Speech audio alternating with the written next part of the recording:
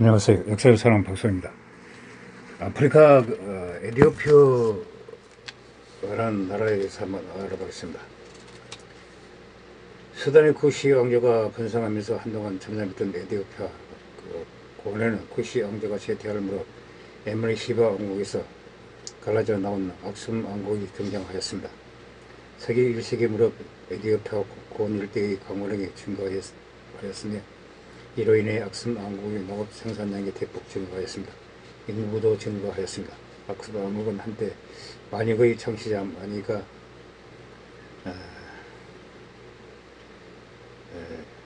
살았습니다. 로마 제국, 중국, 페르시아와 함께 4대 강국이라 했을 정도로 잘나가던 시절이 있었습니다.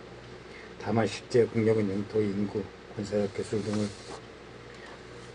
비교했을 때 저들에 비해 한참 부족하였습니다. 악숨 왕국은 로마로부터 기독교를 받아들이고 많은 도움도 받았습니다. 당시 중국과 페르시아의 교역 사이에 있는 길목이었던 황해의 영향력을 행사하고 있었습니다.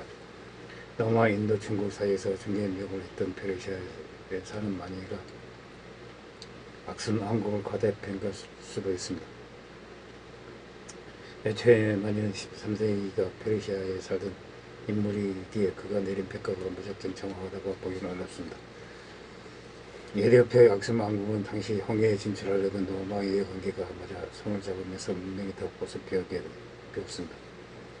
350년경에는 칠이 멸렬한 쿠시 왕국을 평화하고 사마리아와 예멘 지역까지 평화하며 교역의 핵으로 떠올랐습니다.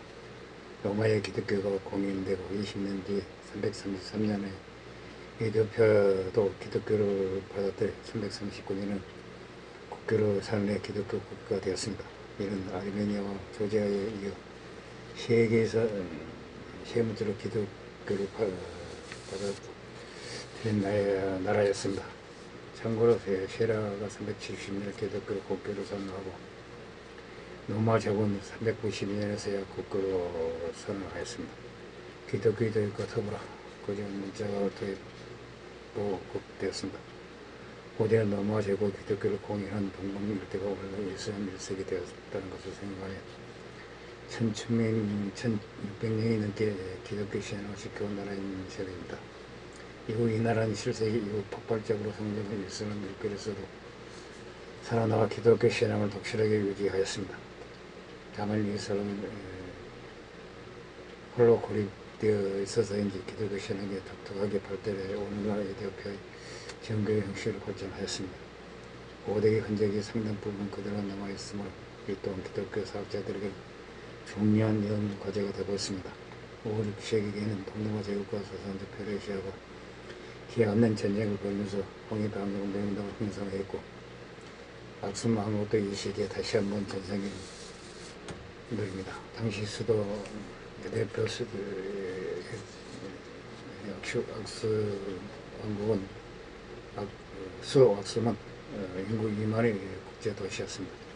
그러한 악수 왕국의 해상무역은 운영이 중요한 역할을 하던 예멘의 토호들이 충성 대상을 악수 왕국에서 사선 왕국 페르시아로 교체하였습니다. 그 이후 얼마인가 점차 아라비아 반도의 이슬람 세력이 성장하면서 해상무역이 이꼴 상실하였습니다. 아라비아 반도의 백골 상실한 이후 내분이 시작되고 시입이 감소하였습니다. 수단 지역에서도 노바티아 마쿠라 아라 등의 왕국이 성립하였습니다.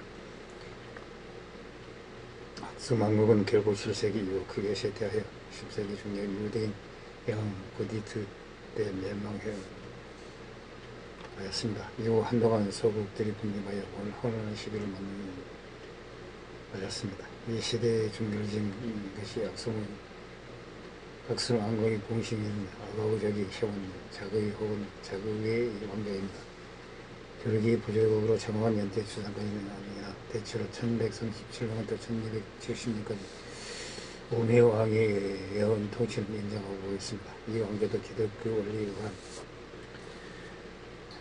통치자인데 12세기 후반부터 13세기 초까지 자국의 왕조를 통치하는 게브레 마스케르 랄리벨라 다수의 성당을 짓는 한편 이슬람교 세력에 뺏긴 예루살렘을 대신하여 자신의 국가의 새 예루살렘 이를 건설하기도 시도하기도 하였습니다. 한편 동부 지역에서는 소말리아족을 중심으로 일선 공동체가 형성되어 왔습니다. 십자군 전쟁을 치르던 유럽 국가들과 에티오피아가 접촉한 것도 이때였습니다. 유럽 국가들은 이슬람 교도들이 자기네 배후에 기독교 국가가 있다고 한 얘기를 했고, 기독교를 믿는 나라의 왕 사제왕 요한에 대한 이야기인 사제왕 요한의 전설을 전해 퍼뜨렸습니다. 이게 바로 에티오피아 정교를 신봉하는 에티오피아 제국에 대한 얘기였다는 설이 있습니다. 그러나 에티오피아는 이전에도 이미 잘려진 기독교 국가였습니다. 중앙아시아에서 무슬림을 박해하고 불교를 밀어주던 카라키타의 왕조에 대한 이야기가 완연됐다는 설이 있습니다. 어쨌든 에티오피아는 십자군 전쟁 당시 십자군 편에 서서 싸웠습니다. 킹덤 오브 헤븐 등에서 백인기사와 흑인기사가 싸우는 좀 뜨끔함없게 얘기해준 상황에서 생긴 것입니다. 에티오피아는 상수했듯이 흑인과 중동계 백인 원흉을 인정입니다. 1270년 낙선 왕가의 후예를 자칭해 의코노 암다크가 샤와 제방에서 봉결했습니다. 그런 샤와 출tem을 도움으로 자기의 왕조를 무너뜨리고 샤와 제방의 암하라족 중심의 솔로몬 왕조를 세웠습니다. 에티오피아 제국의 시작이었습니다. 솔로몬 왕조는 초기 통치를 왕의 전사적인 영성과 박순 왕조의 혈통으로 정당화하였습니다. 이를 가장 잘 보여주는 왕이 에코노 암다크 손자로 14세기 초에 활동한 암다시온은 1세였습니다. 그러나 암다시온이 기독교를 앞세워 동부 이슬람 세력을 막는 한편 13세기 티그라이 등지에서 수도원이 확산해 나가면서 기독교가 통치 수도원을 자리 잡기 시작하였습니다. 이를 왕의 통치에 연결시킨 인물이 15세기 중년 자라 야콥이었습니다. 자라 야콥은 행정구역을 통합하고 교구제를 강화하는 한편 악성에서 대관식을 거행하였습니다. 안건 강화를 위해서였습니다. 그러나 이는 정교를 위한 권위주의적 통치라고 여겨져 귀족들의 반발을 불러일으켰습니다. 이후 어린 왕들이 연달아 왕위에 오르면서 에티오피아는 세대에게 많습니다. 이런 16세기 초반 동쪽으로 쫓겨났던 하레르 술탄국의 아흐마드 빈 아브람 알카리가 에티오피아에 침입하였습니다. 서쪽에서도 구시적인 독립을 위한 반란을 일으켰습니다. 에티오피아는 1543년까지 14년간 일선 세력에 의해 통치받게 됩니다. 에티오피아는 포르투갈의 도움을 받아 국가를 회복하였으나 로마인의 침입으로 남쪽의 영토를 상실하고 수도를 곤다르로 옮긴 뒤 왕권 급속히 쇠퇴하는 상황이었습니다. 17세기에는 가톨릭 선교사들과의 충돌이 벌어졌습니다. 합성을 믿는 에티오피아의 정거의 성직자들은 가톨릭 믿는 포르투갈인들을 고대 교육에 나오는 아리우스파나 네스토리우스파로 생각하였습니다. 또한 기존 에티오피아 정거의 성직자들이 실험 목적의 주소를 향한 것과 다르게 포르투갈 배를 타고 온 예수의 성직자 등 에티오피아인들에게 이런저런 주소를 보여주는 데 관심이 없었습니다. 결국 가톨릭 선교사들은 에티오피아의 현지 기독교인들에게 임명받았습니다. 18세기에 들어서면서 짧은 기간에 다수의 왕이 교체를 등 절대 조타가 할 수 없는 상황이 계속됐습니다. 특히 1769년은 1850년까지 판관 시대에는 각지에서 왕을 옹립하기 위해 분란이 벌어졌습니다. 이집트의 헤리보 왕조가 에티오피아에 진출하기까지도 하였습니다. 에티오피아의 근대적 개혁은 지방 총독의 테오도스로스에 의해 방패가 되었습니다. 그런 군수 공정을 설치하고 지방 건물들을 흔들었습니다. 이 과정에서 교회의 도지를 불사하였습니다. 교회의 반발을 겪게 되었습니다. 1818년은 영국 원정을 침정을 받게 되어 그는 결국 자살했다고 합니다. 이후 원정은 티그라이의 요하네스 4세에 넘어갔습니다. 요하네스 4세는 에티오피아의 통일을 위해 봉사들과 예배를 정통하는 샤와의 에넬리코 혼이 동결됐는데 역량을 정동원하였습니다.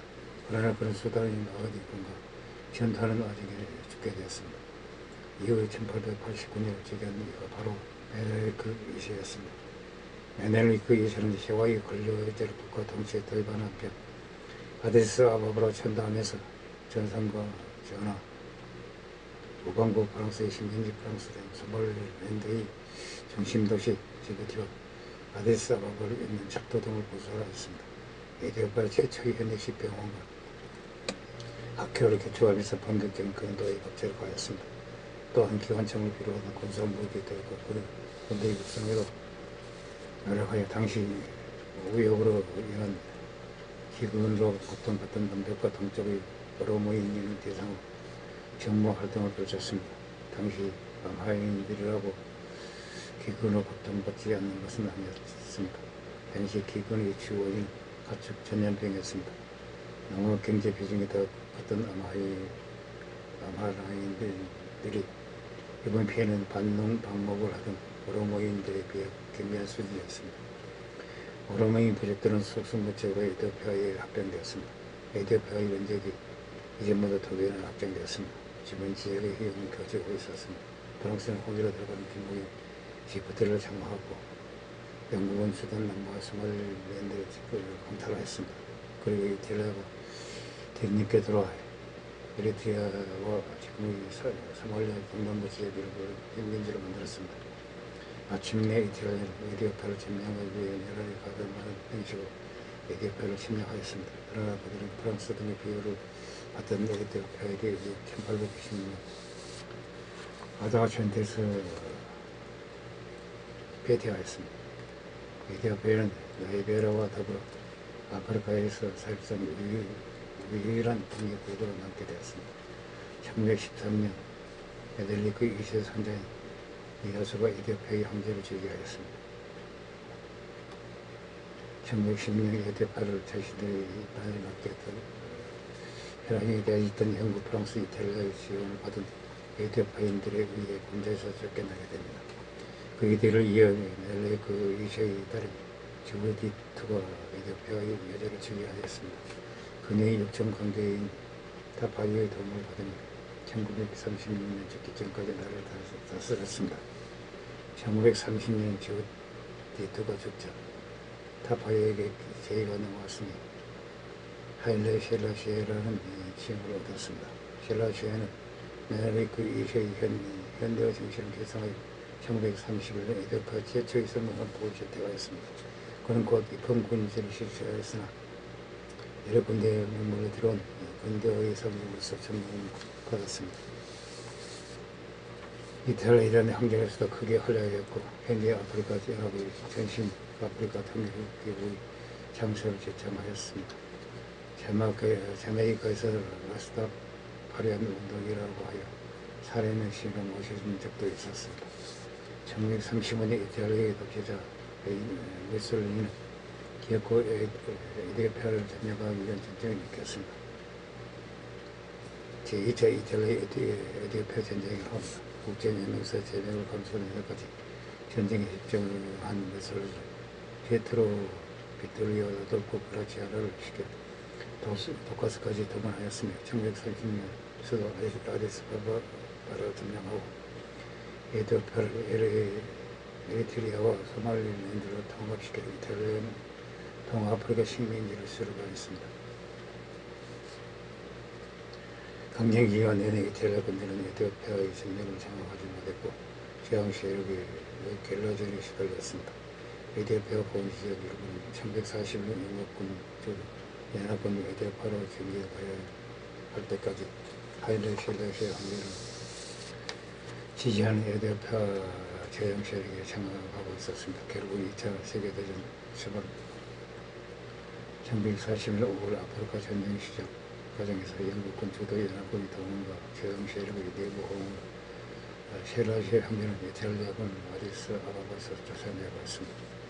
원정에 복귀하였습니다. 1941년 12월 에티오피아는 병식으로 연합군 진영에 참가했으며 1947년 이탈리아와 연합군 진영 간 제약인 평화협정에도 연합군의 일원으로 참석하였습니다. 이상 에티오피아에 대해서 알아봤습니다. 당시 부족합니다. 양해 부탁드립니다. 감사합니다.